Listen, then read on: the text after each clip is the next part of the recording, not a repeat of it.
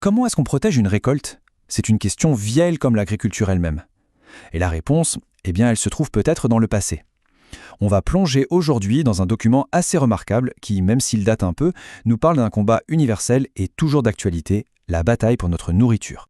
Alors le voilà, ce fameux document. C'est un manuel sur la protection des végétaux qui nous vient du Mali et qui date de 1985. Il faut imaginer, il a été conçu pour les centres d'apprentissage agricole. L'objectif était simple, donner aux futurs agriculteurs les bases pour pouvoir défendre leur culture. Bon, alors, entrons dans le vif du sujet. Ce manuel, en fait, il pose une question fondamentale, même s'il ne l'écrit pas noir sur blanc.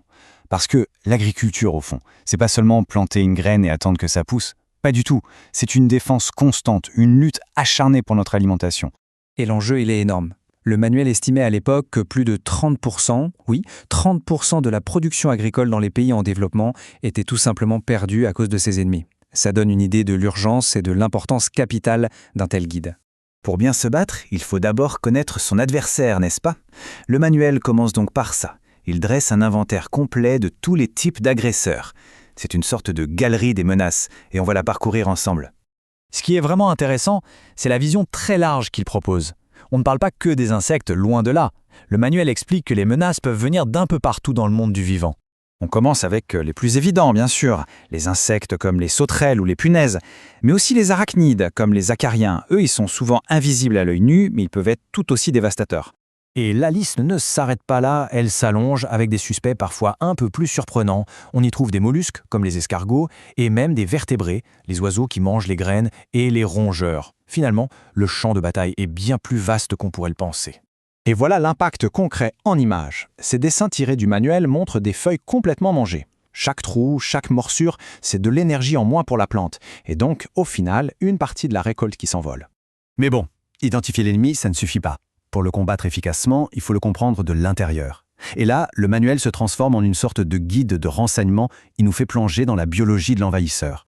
Tout commence par les bases de la base. Le manuel décompose l'insecte en ses 3 parties: tête, thorax, abdomen. En comprenant ce schéma de base, on peut commencer à identifier les points faibles et les stratégies de l'adversaire.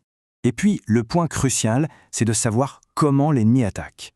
Le manuel distingue 2 grandes stratégies. D'un côté, les broyeurs, qui mâchent et déchiquettent. De l'autre, les piqueurs-suceurs, bien plus subtils. Ils percent la plante et aspirent la sève, l'affaiblissant de l'intérieur. On en arrive à un concept clé que le manuel prend bien le temps d'expliquer, la métamorphose. C'est vraiment ce processus de transformation qui est au cœur de la vie de l'insecte.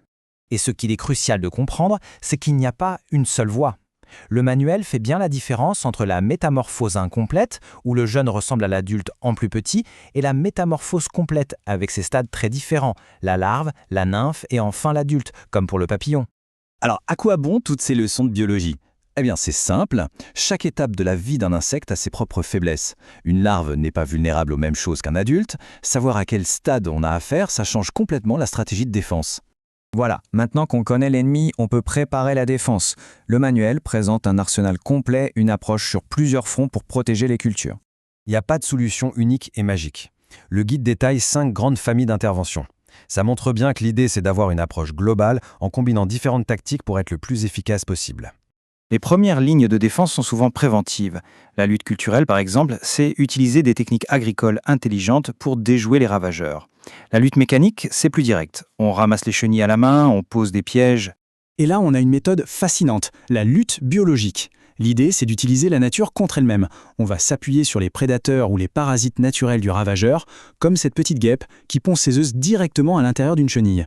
La lutte chimique est bien sûr abordée, mais vraiment comme un dernier recours.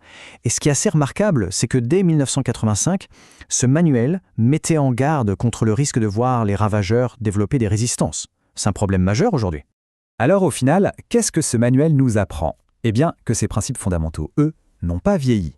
Ils renferment une sagesse qui résonne encore très fort avec nos préoccupations actuelles. Le manuel nous amène vers ce concept qui était incroyablement moderne pour l'époque, la lutte intégrée. L'objectif n'est pas d'éradiquer, mais de gérer, d'utiliser intelligemment tous les outils disponibles pour trouver un équilibre durable. Cette citation du manuel résume tout parfaitement. La lutte intégrée, c'est plus une philosophie qu'une simple technique. C'est une façon de penser qui prend en compte l'écologie, l'économie et l'agronomie pour une agriculture plus réfléchie. Alors, que retenir de ce guide de 1985 ?